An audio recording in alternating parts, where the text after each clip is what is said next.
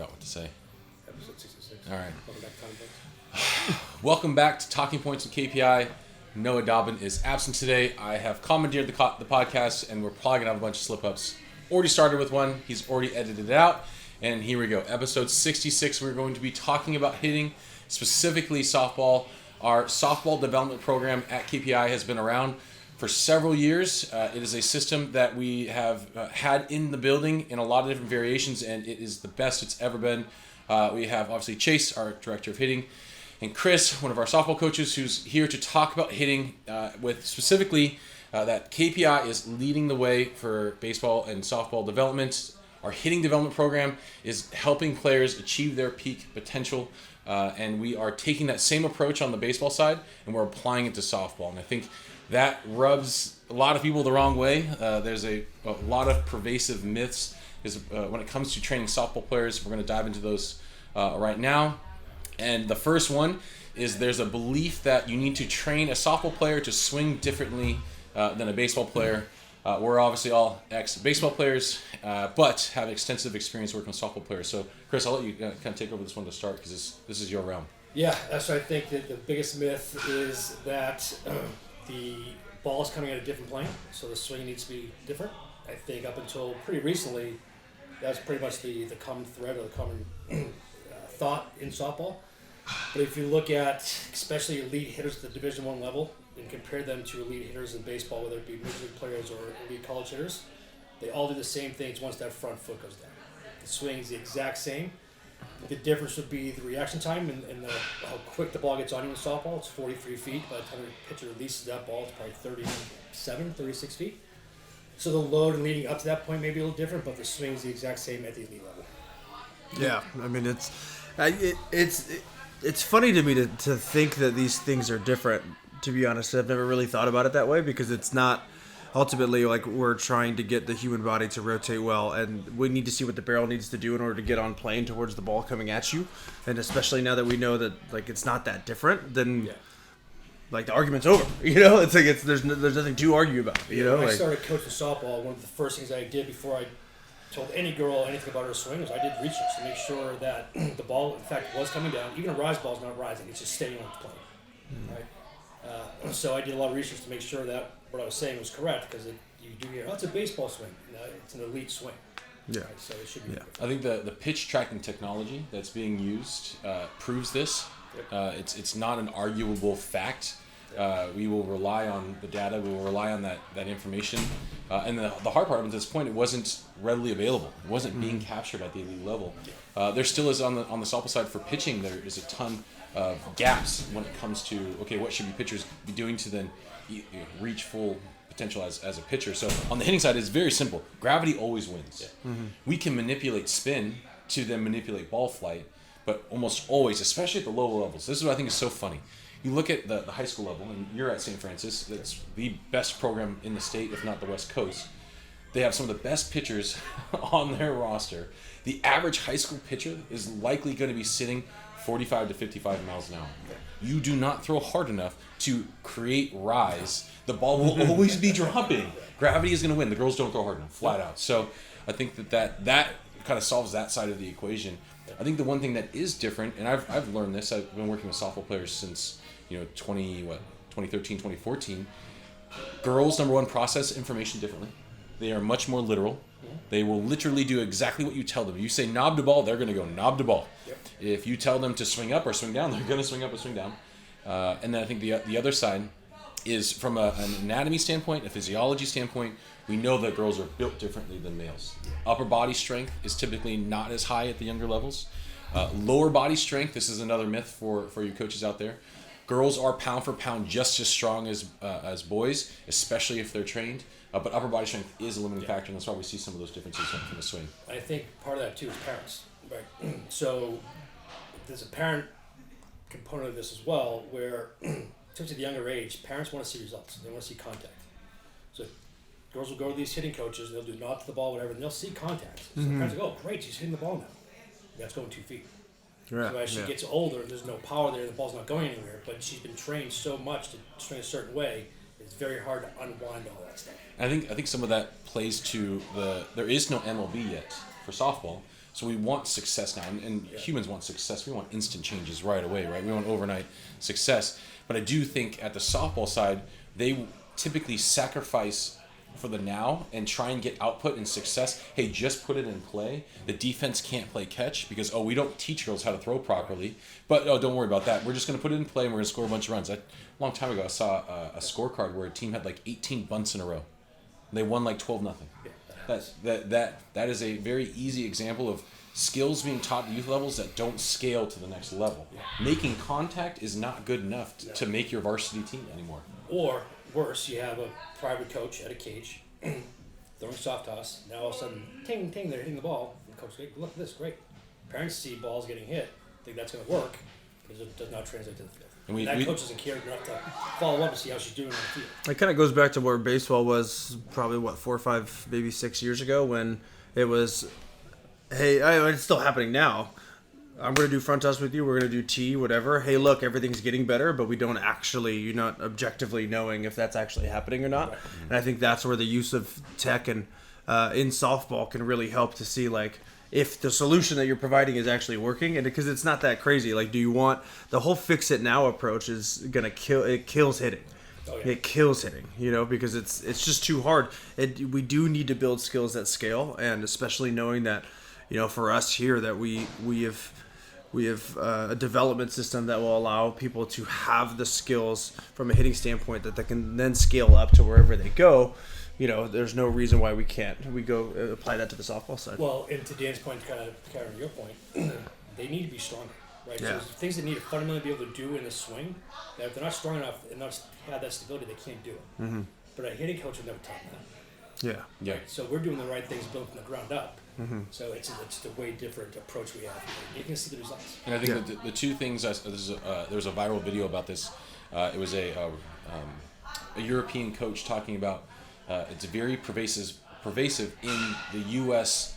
Coaching system is you have ex-players coaching versus coaches coaching. And there's a huge difference, and it's very common on the softball side. I played D1. I played college. I had a player who went and played the next level. It's very common where, like, a dad whose daughter went and played college softball, I'm the local hitting coach that everybody needs to go see.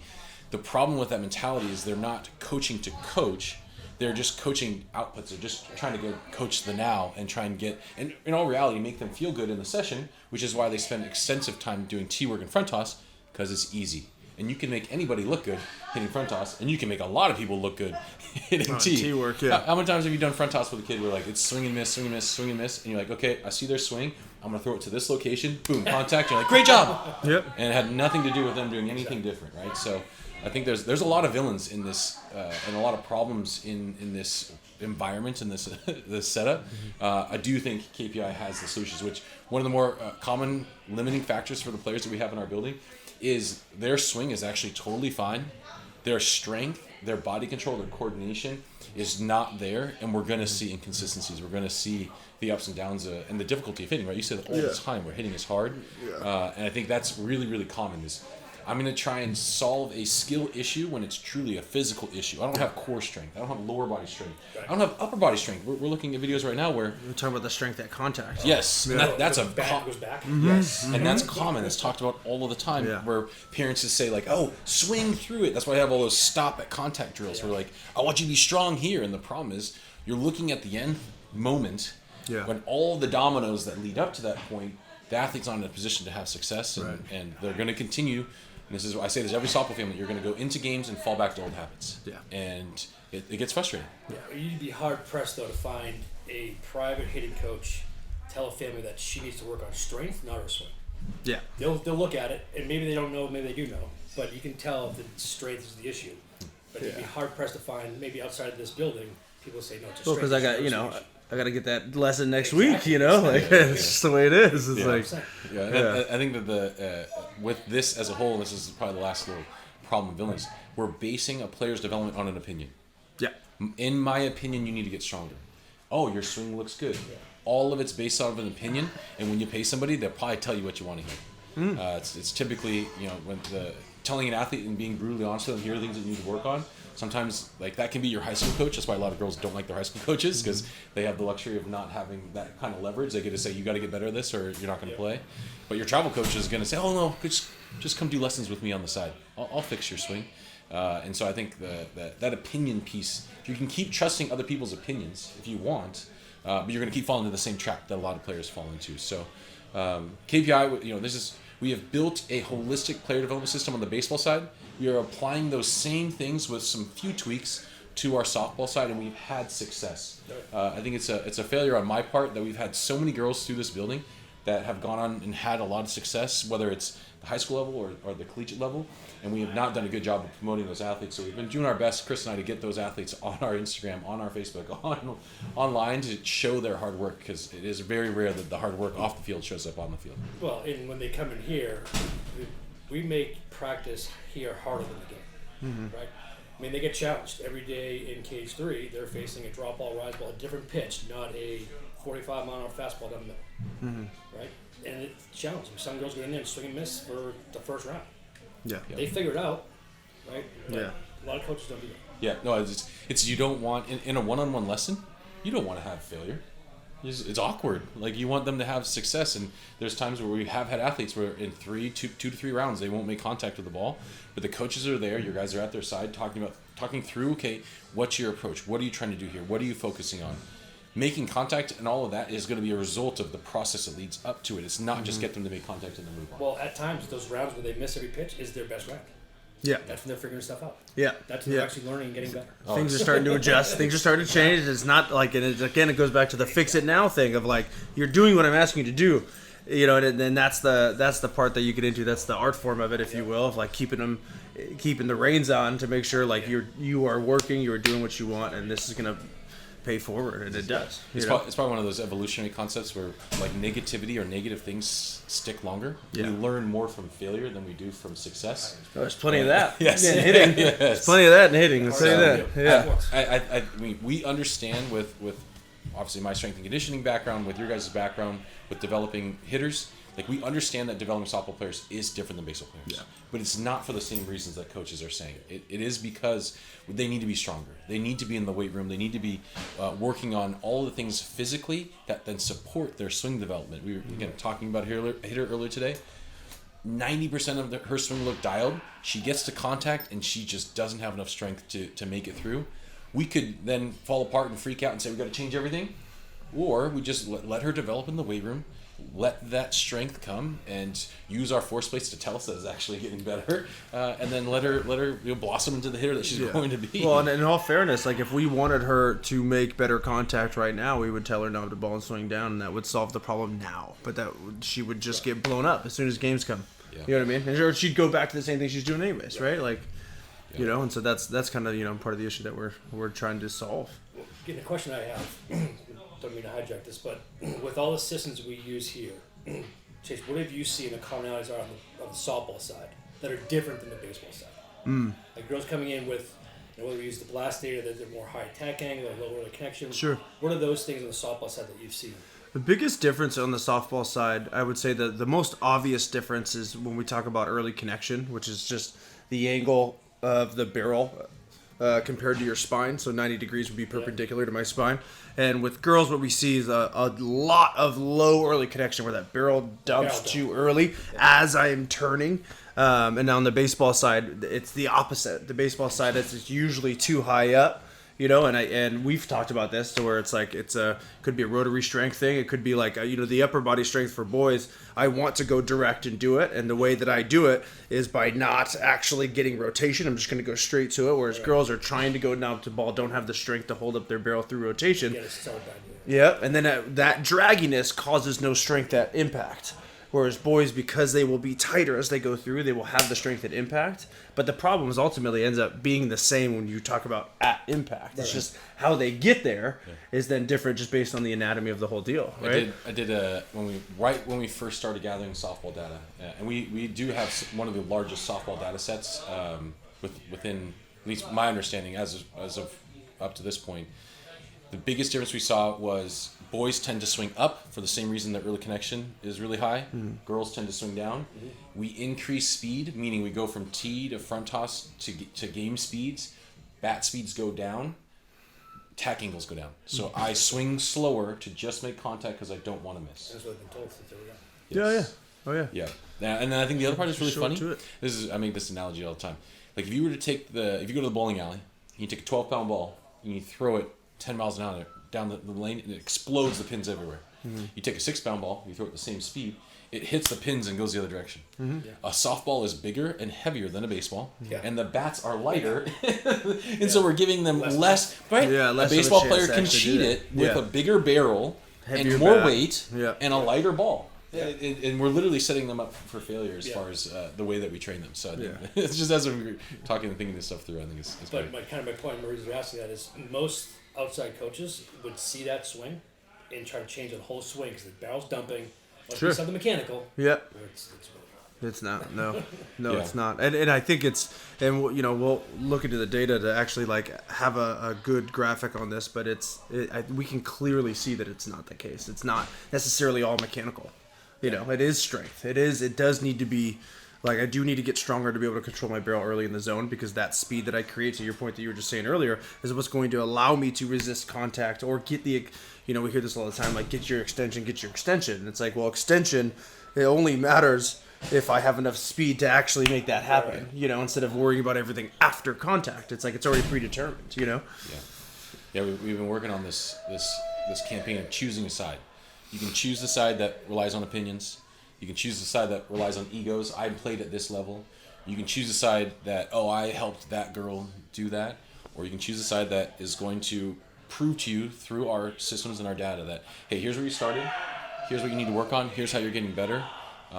And supports that development in the cage and on the field with a strength and conditioning program that's going to help develop you physically in the weight room too. So. Yeah, I mean, I think you look at some of the players we have and some of the data that they're shooting out. Like, we have girls that are sophomores and freshmen in high school that are hitting balls at elite Division I levels. Mm-hmm. Bam hitting a ball 273 feet Yeah. and over 80 miles an hour is elite level. Yeah. And she's a sophomore in high school. Yeah. And we have Nuts. It's nuts. and we have 12U players who are hitting the ball and throwing the ball just as fast as some of our high school players. Yeah. And squatting almost 170 pounds. Yes. Yeah. Yes. It's crazy. Yeah. And she's in 6th grade. I think the what's on the line here is that players will, on the baseball side, will play through a lot of failure to get to the next level, whereas girls are more pragmatic and they burn out between the ages of 12 and 14. Yeah. I've been trying so hard, 8U, 10U, 12U. I have all these coaches telling me things. I'm not getting any better. I'm not getting playing time. I'm not seeing success on the field. So I'm going to go do other stuff. Right. There is no MLB or pipe dream of me making it to this. So I'm going to go be pragmatic and go have really good grades and go off to the school that's going to be awesome. And so girls burning out by the age of 14 is just, I think it's unacceptable. Well, and I because- think it goes back to your original point, whereas girls are a little different than guys. They're going to listen to everything you say. So they need to do these Yeah, things yeah. that they're being told practice after practice, and it's being told the wrong way. Not going to see success. It's frustrating. I had girls at my school that I had cut last year, and they're asking me what I do wrong. I said, you went to the wrong coach. You went Yeah. to hitting lessons for years straight, every day at the practice, to be taught wrong. Yeah. It's not horrible, but it's the harsh reality. Yeah. Yeah. I think that I empathize. I've started to be a lot more on the softball development side of things because, like, girls will work hard. Oh, Boys work hard when people are watching. Boys work hard when it's convenient. Girls will work hard all the time. And when they show up at our doorstep and like, man, I've done this, I've gone here, I've tried that, and I'm still not getting any better. I keep popping up or I keep crushing ground balls, whatever it means. Yeah. Like, here's exactly why that's happening. Here's exactly how you're going to make that change. All you need to do, again, I hate this saying, is trust the process. But when the process works, you can trust it. Yeah. I think that's the part that we really pride ourselves in at KPI. I mean, I like to think about it as like calculated work ethic. It's like these girls want to work hard. Everybody wants to work, but then actually giving them a path is the same idea. It's like you have all this work ethic that you want to apply to your swing. You want to apply to be successful, which nobody has ever really shown you what success looks like. And I think that's part of the issue too. Is like even at a young age, like, we're not necessarily just going to be these great hitters, because hitting gets harder and harder and harder and harder. And so giving them an actual platform to be able to see where they're at and where they need to go, and then them to have a clear path on what that means, like, is huge. Well, I think one of the biggest values that they get from coming here is we don't give them all the answers. They have to go figure it out. Like, our job is to make them their own hitting coach in the box. When they're playing a game, they can't wait to come back here on a Monday and Tuesday and tell us they went 0 for 8. Yeah. They need to figure out the first pitch what the adjustment needs to be, and what they're saying that day, what their swings do, and how they need to be successful. And that's what we're giving them, more so than any other places. Yeah, I think the and we can keep probably going on this all night because this gets me all fired up. But one of the points that we didn't talk on is individualization. I think a lot of times the softball world, it's mass reps, like play more, play better competition, and then if you're not playing, find a better coach to fix you because you're broken. So then this trial by fire, and it's literally just get mass repetitions at anything and everything that you need to get better at, because the more that you do it, the better you get. And then you need to subsidize that development because you got to go find a hitting coach who's going to fix your swing because it's broken. Yeah. We need to treat players as individuals. It can't just be get more front toss, get more tee work, keep crushing balls into your bow net at home.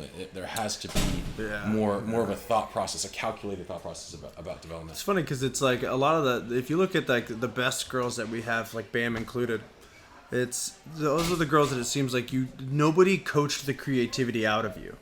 Nobody coached your own athletic process to figure out how to get it done. And so then all of a sudden those girls get stronger, right? And then they do learn how to compete when they play against good competition. And then that is what allows them to be successful because they're almost being their own athlete in the box as opposed to here's the cookie cutter, here, apply it, go. Oh, this girl's listening and that's why she's hitting well and you're not. And like that's just not the case, you know? Yeah. I think Bam specifically just because she has training here for a significant amount of time. She was one who figured out very quickly, I will get to play if I hit the ball really hard and really far. And I know it works for me and I know it doesn't. And I'm stubborn enough and frustrating enough. And I'm going to stick to my process unless you can truly prove it's going to help me. Yeah, I mean, she's the type that walks out of a cage after hitting the ball 273 feet and you can't tell she went over 10 in there. Yeah, exactly. But, I mean, to your point, Chase, about the athleticism part, when I see a young girl in the field that has athleticism, is good, and kind of like, what should I do? I'm like, nothing. Yeah. Nothing. Leave it alone. Keep her away from the coach. Yeah, Coach athleticism out of her. Yeah. Let her do her thing. Let her figure it out. Let her be an athlete first. Yeah. That's one thing that's lost. Is you need to be an athlete when you swing a bat, and people don't think that because it looks different. Does it look athletic? Yeah. Yes, but you have to be athletic when you start swinging. There's You so gotta learn many- how to do it. I mean, 100%. If you look at Bam, specifically, she holds the bat very different than most other girls. But if you look at a lot of elite hitters in softball, they all start with the bat pretty much connected from the beginning and just go. yeah, even Hallie. Remember? Yeah. Hallie's swing is very. I have a video of that. I've been waiting to post that. But like a very unorthodox swing, but elite athleticism with size and strength not fully developed because she's really young. Yeah. And so she's solving the problem of hitting this pitch. It's aesthetically not pleasing. So- Most coaches would coach that out of Right. her. Luckily, she's had some good coaches. Just leave her alone. Like let her just do her thing. Yeah, so I've coached her for a couple years now, and she's tiny. My 3 hitters, every time she come up, coach would be like, all right, come in. I'm like, all right, buddy, here we go. yeah. First bomb over her head. Like, what the hell? Yeah. But if you look at her, she has a scissor thing. I can't even describe it. She like twists her hips in a weird way. Yep. But that barrel comes and she smashes. Yep. Yeah. I She. don't even dude. Yeah. I got- No, I leave got it alone, right? Like, Yeah. I mean, Why would I touch that? yeah. Yeah. But it doesn't look right. But someone would definitely try to mess with that. I'm like, no Yeah. way. I mean, we have that conversation, and this is the best part about it too. Is we have that conversation on both sides of it, to where it's like, it doesn't really matter what it looks like. Let's see what's happening. Yep. Let the ball do Your that opinion thing. doesn't matter, right? Your opinion doesn't matter. Yes. Like, what's happening? If you're showing me you're hitting the ball as hard, 80 miles an hour, hitting the ball 270 feet, then what do I have to say? Like, I'm not going to change that. Now let's challenge you and let's make it better. Let's make the skill of playing the game better. But if you're objectively showing these things, then we're all good to go. You know? So all the gloves are off right now. Coaches doing front toss behind a screen, tossing the ball, and then analyzing your swing in the moment, As they're telling trying you to what. hit by ball. As you're done, now I'm going to diagnose what's wrong with your swing, or I'm going to put a ball on the tee and watch you hit an object that's not moving, that you know exactly where it's at. Right. One of the common ones on the Yeah. softball side, swings are really long and loopy and slow. When the ball's on the tee, you have unlimited amounts of time sure. to do all of the movements you want. Yep. And when we have girls in here, when we light them up on the machine and they absolutely hate it and they get exposed, like that's probably the most valuable time that they get in here because like, man, like that's what I need to be prepared for. I need to be able to hit a 55-mile-an-hour pitch anywhere in the zone, and it needs to be game-like. And I think a lot of times the players are just, they're good intentions, extremely poor execution, and that the worst part is at the end of the day, from a transactional standpoint, the player walks away with nothing, right? The coach gets the money. Right. The parent gets the good feeling, I got my kid to get better in the moment. But the player is sitting in the batter's box thinking like, oh, what am I doing? Yeah. I can't get hits. I can't get on base. Yeah. I feel terrible about myself. Yeah, but thinking going in there, all right, I worked with my coach this week. Yes. I feel great. Yeah. But you think it's blown up. Like, what's going on? Yes. Yeah, and that's the best thing we could do for them in here, right? Is like start exposing them to, hey, the solutions that you've learned up to this point are not the ones that are going to take you to the next level or to the next age or the next travel team or whatever it may be. Like, here's here's what you're going to see. Let's go. Here's what we've been working on. Apply it. Yeah. You know. Like the other night, we had those nasty drop balls go to Yeah. Yeah. First few swings of most everyone's round, or sometimes the whole first round was terrible. Oh yeah. But they all kind of figured it out. Yeah, they Very did. few cues from us. It was awesome. That was awesome. Yeah. But, I think, and then we could probably leave it there. Where, like at KPI, we are developing and have developed systems that help athletes solve the problem of hitting. Right, I need to hit a moving object that's in the zone as far as possible, as often as possible. Our systems are tested. They're tried. They're true. We know that they work. And the beauty, and this is why I'm so passionate with the softball side, we know the girls are going to work hard. Right. Oh, yeah. So again, No question. Keep hitting that campaign. You can choose a side. You can keep doing things the way that they've always been done. You keep listening to those coaches who base your development on their opinions, or you come to a place that we have a plan. We can assess. We can test. We can train. And we do that over and over and over again, pushing you to your full potential. And that's By data. yeah, yes, driven by the athlete, driven by data. I think all of those things are super, super important. So that's all I got for us today. Normally Noah says go look at all our social medias. I don't know all of them off the top of my head. TikTok, Instagram, Facebook, all that good stuff. Noah will probably cut this out and then put something nicer on the end and True. talk off with a nice little logo. So hopefully he does all that. But And I'm not 4'5", by the way. yeah.